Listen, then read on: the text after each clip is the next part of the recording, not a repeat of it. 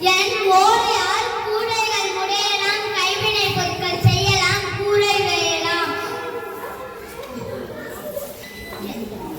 என் பனஞ்சாறு பதநீராகவும் கற்கண்டில் கற்பட்டியாகவும் பயன்படுகின்றன.